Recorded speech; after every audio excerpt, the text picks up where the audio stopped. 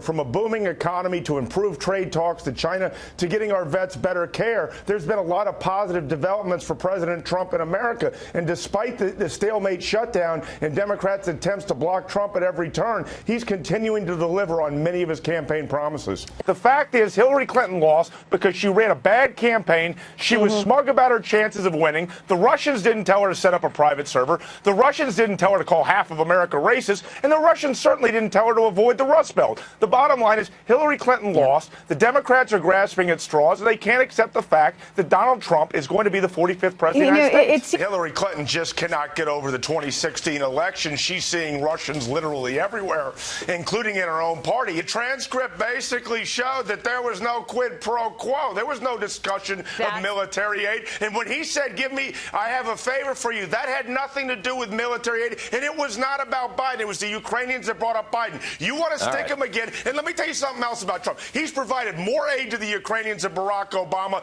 and he's no Russian asset, and Mueller dismissed the whole idea. So keep sliming Trump. He's going to win re-election. The border is a real problem, and physical barriers do work. What Nancy Pelosi and Chuck Schumer won't tell you is that we currently have 650 miles of physical barriers on the southern border, and all the president is asking for is a few hundred more miles. How ridiculous is that? It's quite clear that a lot of these taxes that Elizabeth Warren and Bernie Sanders are putting forward are going to hurt middle-class Americans and potentially even lower-class Americans. Manufacturers saw the strongest growth in over 2 years, and we're seeing that, private sector jobs are exceeding expectations. And I think that the optimism is because you're seeing Donald Trump break with the Obama policies, particularly with respect to regulations and energy. And I think that you can continue to have this boom going forward. And I think that the only people that can screw this up are the idiots in Washington. Look, you've got an 800,000 case backlog of immigration courts. You have overflow in our jails and our detention centers. You've got a record number of migrant families coming across the border illegally. It's a little disingenuous to say it isn't,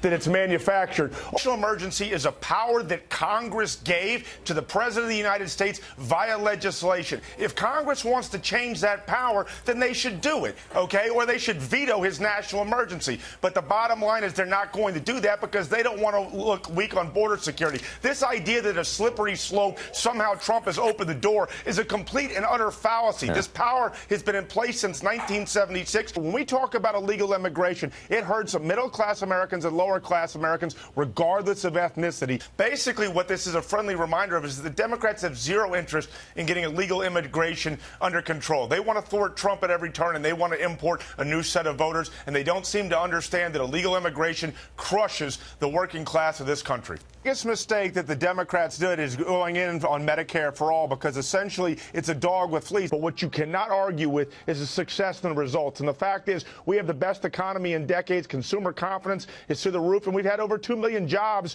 create. What more do you got to do, given how bad we've been over the last 8 years? But guess what? Nancy Pelosi and Democrats are going to keep poo-pooing on it.